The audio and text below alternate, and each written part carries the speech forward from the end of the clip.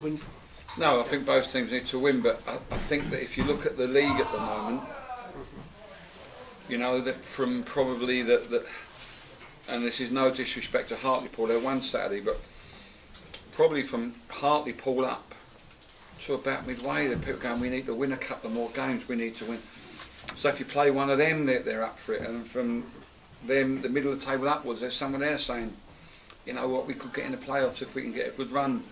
That's why this is a dangerous time of the season, excuse me.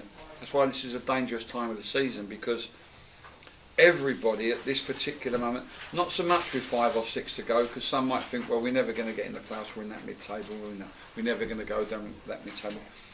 But this is a dangerous time of the season because, to say, what is it, 14 games to go, 13 games to go?